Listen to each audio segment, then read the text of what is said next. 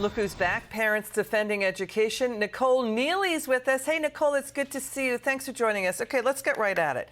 USA Today, they're saying Randi Weingarten and her teachers union, the American Federation of Teachers, that they're gaslighting, that they're trying to rewrite history with their new campaign, What Kids and Communities Need. Randi Weingarten is now saying, and she has been for months now, saying, I want schools to be open, when she said in the beginning, teachers should, quote, scream bloody murder to keep them safe and shut down. What do you think of this story? It's appalling that she has the gall to pretend like she wasn't the one demanding and working hand in glove with the CDC to keep schools closed. Thanks to our friends at Americans for Public Trust that filed the public records request, we know that they were working together, and we know they wanted to keep schools closed indefinitely and to mask our kids indefinitely. It's offensive, and it's a lie. Well, now we got 3 million children left public schools. Either they're being homeschooled or they're in private or charter schools. But, you know, this idea of rewriting history, when Harvard and McKinsey are finding the poor got hit, those in poverty got hit. Half of the year of math loss for blacks and Hispanics. And McKinsey says it's disproportionately damaging the lower and middle classes. I mean, are we surprised these people who scream equity from the rooftops actually don't care about the poor? I mean, it's offensive that they continue to try and route money around for their pet projects while neglecting and actively harming the most disadvantaged students among us. It's unbelievable. She's saying it wasn't the fault of the unions, though. That's what she's saying now.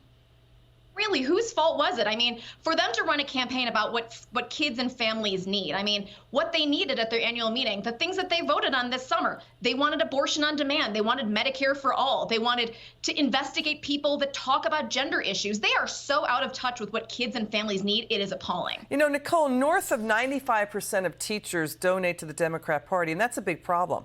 I mean, that's an imbalance. So is Randi Weingarten and the teachers union saying anything about how their own union should mirror the base of who the country is? In other words, mirror who this nation is. I mean, it's so far left that you get this kind of left agenda that's really alienating parents across the nation.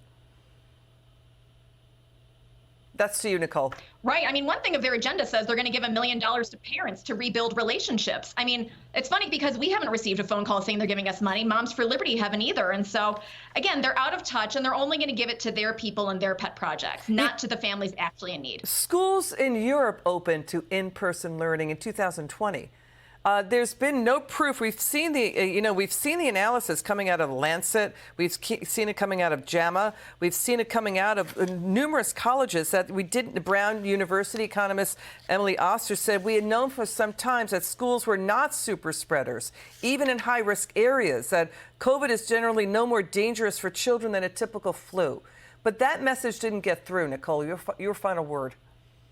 No, and that's why we saw all the ESSER money that was supposed to, be used for air purifiers for our school, again, be diverted to pet projects, social emotional learning, teacher money. I mean, it wasn't for our children. It's never been about our children. It's about their money and their power. Nicole Neily, come back soon. It's great to have you on.